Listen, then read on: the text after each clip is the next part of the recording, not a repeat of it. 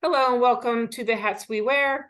Today I'm happy to have Kris Kendall with me. She's going to talk about the hats she wears, the joys and struggles with those hats, and how she navigates. So thank you for joining me, Kris.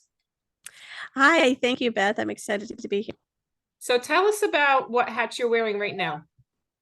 The third hats, I guess, are at mother and wife and sister and friend. And on my professional side, I have spent past 20. It's happening again. Still doing it? Okay, let me Yeah, just try the we're going to change not the do it mic like out. that. Okay, does that sound better? Yep, so far. So keep going. Okay. So just start from the beginning again. Yes, okay. So I wear the hats of being a mother, a wife, a sister, a best friend, a confidant to many people. And I have professionally spent the past, 25 years of my life in corporate marketing kind of positions where I'm helping from the inside grow companies. But recently, I have been laid off a few times over the past few years. And so the current hat that I am trying on is as a life and business coach. And so I've been building out that practice, working with Hello 7 certification to become part of their network of coaches. And it's been really an exciting journey for me. That's awesome. So what was it like that's 25 years in corporate marketing? What led you to that path? Well, I think that I just sort of landed in it. When I first, got out of high school, even while I was in college, I took corporate jobs doing like a receptionist, and somehow I got involved in an IT administrator role. I literally did not even know how to save a file onto a hard drive, and I was the network administrator of this little architecture firm. It was the craziest thing, Oh my but I gosh. figured it out. Yeah. And the job after that was technical writer at a big company. I didn't know what that meant either, but I figured it out. And eventually I taught myself HTML and became a web designer. And I started building websites for friends and small companies. And that sort of put me on a marketing path where from, starting with the website, building out advertising and marketing programs and digital media, and it just kind of evolved from there. Wow. So you're fearless. You just will like, okay, bring it on and I'll figure it out. That's awesome. Yes, yes, it usually works out. Not always. Oh, that's great though. So did you enjoy those 25 years? I mean, or were you like, I'm just doing it, but I really want to do something else? Or were you like really all in and enjoying it? I really enjoyed it. And I'm one of these people that I really like the security of a paycheck, Yeah. but I also need multiple streams of income. So I've always been an entrepreneur at heart. I've always had lots of side hustles and lots of other things going on. About 12 years ago, I started writing novels. And so one of the other hats is author and publisher. And so that's been a pretty lucrative side business. And so that actually ends up making me more than my, 6-figure corporate salary. Yeah. But it doesn't have the benefits and it doesn't have some of the other perks that come with a W-2 job. So this has Yeah. been a bit of a transition. So what kind of books do you write? What genre? Mostly romance, mostly I kind of got involved in it after the 50 Shades Yeah. craze, and like so many indie authors, reading books and be like, you know what, I bet I could do it a little bit better, or I have a different idea on how this could have played out. And so I went and wrote my own books. And so that's been super fun. And now as a publisher, I actually will help if somebody has written a book and they don't really know what to do with it after they type the end. I have like done for you program, done for you products with my publishing company, which is called Surrendered Press, where I'll take their Word file essentially, and I'll have a cover made, and we'll do the editing, we'll get it all formatted, and we can even upload it onto like Amazon or Barnes and Noble and all those stores for them, where they get all the royalties. It's 100% their book and their money. They just pay me a a fee up front to like Mhm. do the service for them. Oh, Yeah. good for you. So how do you navigate, because 12 years ago you said you started writing, right? So how did you navigate the author hat with the corporate marketing hat? Yeah, I like to Because have lots of hats. writing seems to me takes like it's an effort. You gotta write every day. I mean, it's not like a fly by night to be an author. So how did you handle Yes. that? Well, for some people, it's a very long and arduous process. For me, it's actually fairly easy. I can whip out a book in a week or so, about 10 days, Oh, but they're wow. short books. Yeah. They, I kind of have an idea of the storyline up front. They're not like deep world building, like they're kind of fluffy is how I describe them, not Mhm. super plot heavy, not deep in the Okay. angst. They're just, I have a very specific reader group and they know what to expect from my books and they love Yeah. them and they buy every one that comes out. So Yeah. for a while I was publishing a book a month. And so, those add up after a few years. That's a lot Yeah. of books. And then Yeah. I started translating them. So there's a lot out there at this point. Do you have any like I'm curious because I'm an avid reader. So I'm always looking for a new Nora Roberts is one of my all-time favorite Okay. authors. Okay. So it's her and JD Robb. So the pseudonym Yeah. that she writes under. So I like a lot of different genres of book. So do you have like are they standalone books or is there a common character in them or So most I do series and I usually do a 10 book series okay. and usually in each book there's a couple that meets at the beginning of the book, they fall in love, and at the end of the book they're together, and Mhm. then the next book is like the friend, the neighbor, the brother, the sister, Got it. Got and then it. their Yeah. whole story start and finish. So each book is within a world, like a friend group or something like that. Mhm. Yep. But they're all, a start and finish relationship. Okay. That it ends with the happily ever after. Yeah. So one of the names that you could look up is Aspen Drake. That's a contemporary romance pen name that I use. The others Oh, are a little bit more nichey and maybe not as widely interesting to all of your readers. They're a little bit different, mhm. but Aspen Drake is a pretty good starter Oh, pen. that's awesome. I love that. So you were saying so that it doesn't really collide because you're able to write quickly, so you didn't really have a collision of two hats really in that case. Not so much. And I actually started dictating my books. So when I was driving to work, I had like a 20 to 40-minute commute every day.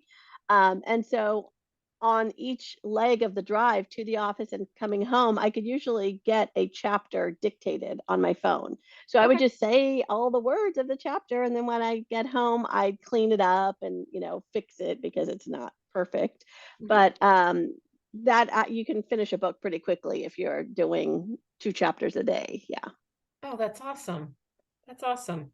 So how did you end up so after so 25 years in corporate marketing, so after being laid off, is that when you were like, oh, I need to do something else because it's not reliable? Yeah, kind of. So when COVID, early in the COVID days when we were all locked down and at home, I started to really think about what do I want to do next. And that's when I started life coach certification. And I just really loved it. I love the idea of just talking to people and helping them, and that's something that I've always done just with friends and general relationships. So I was really drawn to that as a way of helping others, but I didn't really have the like infrastructure in place to start a business. It was just sort of on the back burner for a while, and it wasn't until recently, after this last layoff, that I'm like, you know what, I'm just going to go all in. I'm going to do this thing and see if it works or not, and just really try to make it happen this time. Yeah. So how long has it been that you've been trying to get your business up and running? Yeah, so for the past 8 months, I've been in this new certification program with Hello 7. It's just about to complete. Like over the next month, I'll be finished with it. And during that time, I've sort of been evolving my offer and Mhm. audience and who I want to be working with. And where I've landed is the company's called Fulfilled After 40. And I'm working with women over 40 who are ready to make a change either in their business life, start a business or grow a business, or just, with their relationships, their family, maybe they're empty nesters or they're thinking about a career change or retirement. They're recently divorced, widowed, whatever their situation is, and just want to come up with that plan for what's next, what comes next. Yeah. Do you have a website associated with it, or where can people find you? Yeah, fulfilledafter40.com Okay. is the best place to go. And I also have a podcast that people can join. If they would like to be on that, they get actually a free coaching session. So the podcast format is a coaching session. So that's kind of a fun way to get to know people and for them to get to know me. Does the podcast have the same name? Yes, yep, Fulfilled After Okay. 40, the podcast. Uh-huh. Is it 40 written out, or is it 40? Both should work, but FORTY is usually Okay. how the logo is. That's awesome. So how did you find your business world and family? Was there any collision there, or any struggles, and how did you overcome that, navigating that world? Yeah, that is tough because working at home exclusively, and so always being kind of around but not always available can be Yes. a challenge. You heard my daughter, and that's the thing. Yeah, exactly. I'm in here working, and she doesn't understand that I can't be disturbed, but she sees Right. me like, why can't I get your attention? So yeah, I get Right, just 2 minutes. Yeah. Yeah. Yeah, so that's certainly a challenge. Fortunately, my kids are older and they're 18 and 21, so, they're not like needing my attention. My Yeah. husband understands and is supportive of this, my new ventures. Hmm. And so, you know, but it is always a struggle trying to balance how much time to put into a new business versus still having free time, family time, fun time, going out to dinner, doing those things that are a little bit easier to plan when you just like go into an office and you come home and you're done. Yeah. Is that what your experience was when you were in the corporate marketing? It was a certain amount of time, and then you were home with them for dinner and bed and all that. It was a nine to five type job, or?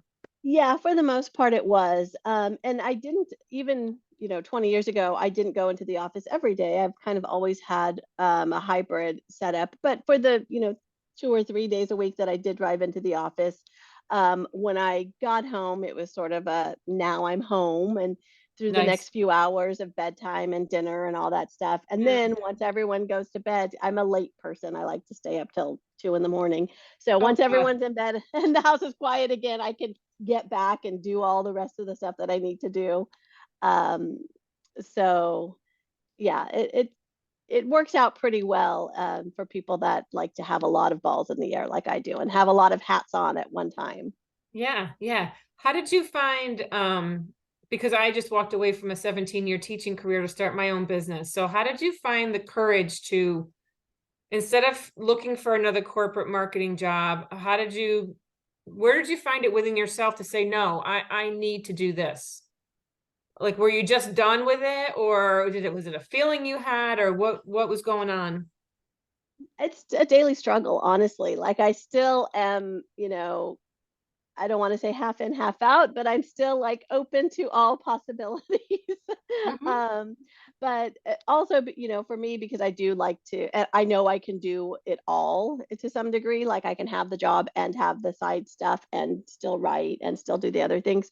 So I don't really feel like I have to pick necessarily, but I really want the coaching side of things and that business to take off. And I want that to be 90% of my time and effort. And so Yeah. I'm really kind of focusing there more than anything else. And I believe that that's where, um, by pushing my energy to that hat, Yeah. it will, start to grow. So that's been the plan anyway. Are you still writing routinely and putting out books? I am. I actually, I'm in the middle of one book right now. It's a Christmas story, so I'm running a little bit late because Christmas is in, Christmas books start in the beginning of November. So I really need to get going on that. But I have a couple Christmas books planned, and we pre-order. I put books on pre-order, so I probably have 7 or 8 books on pre-order that will release over the next 10-ish months. So you have that steady income, really, that stream of Yes, income yes, from your writing. So it gives you a little bit of a cushion to lean into your new passion. exactly. Yeah, that has, Oh, yeah. that's great. Are there any hats? I know you probably just like me where you're just focused on this one, but is there any hats that you're like, I might want to try that on at some point? Huh. So one of the things that I also, another hat is investor, and I've done a little bit of it, and with varying degrees of success. And I've kind of pulled back, especially now after getting laid off. I kind of had to be smarter about where I was using my money. But I'm looking forward to kind of diving deeper into investing, maybe in rental properties, or Mhm. doing some real estate kind of stuff. So that's probably, in the next year or so, something I'll get a little bit more involved in. Oh, that's awesome. Good for you. Yeah, yeah. Is there anything else that you want to share with the listener about any struggles you've had and how you've overcome them, or anything else that you want to add? Yeah, I mean, I think one of the biggest struggles that I've experienced, most recently is the, financial uncertainty. And it is scary when you have, a certain level of income coming in and that changes. So whether it's cut in half, it's gone Yeah. 100%, whatever that is, it takes a lot of mentally, it takes a lot out of you. Obviously the basics financial things are also at risk. And so I just really, for me, it's been a constant reminder to myself that I have enough coming in. I'm going to be just fine. I can focus on the big picture and making investments in a new business and starting something fresh. And that is money that, on the one hand, maybe I shouldn't be spending, but I know that it'll pay off in much bigger ways if I make this investment now. So I'm trying to put the fears behind me and just focus on what will come in the next, 6 to 12 months.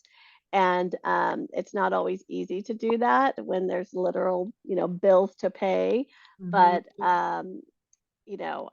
I've got my eye on the prize and really just trying to focus on what I want to happen and what I'm, creating versus the what ifs of what could go wrong, or Exactly. Yeah. yeah, And where things have failed in the past. I so feel you there because I'm in the same place. I left a job where I had a steady income. I was a teacher, steady income, insurance, and now my husband's taken all that on. So I totally understand the fear that creeps in, but I always go with, this feels too right to be wrong.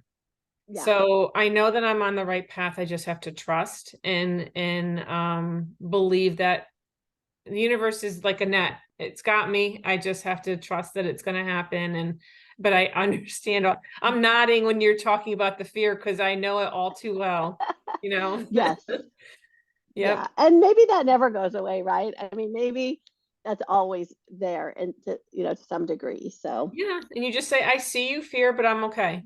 exactly. I'm I going to see you. ignore you for now. Exactly. I understand what you're doing, but I'm okay. I got it. Yeah. That hat stays on the shelf. Exactly, exactly. Well, thank you so much for joining me. I really enjoyed talking with you and learning a little bit about your path. And I will make sure to put fulfilledafter40.com. I'll put the link in the show notes and mention the podcast as well, so that people, all they have to do is click on the link, and it'll bring them to your website and your podcast. Okay. Excellent. That's great. Yeah, it's been a pleasure to speak with you. I'm so glad to get to chat, and I look forward to talking in the future. Absolutely. And to the listener, thanks so much for joining us. And I'll catch you next time on The Hats We Wear.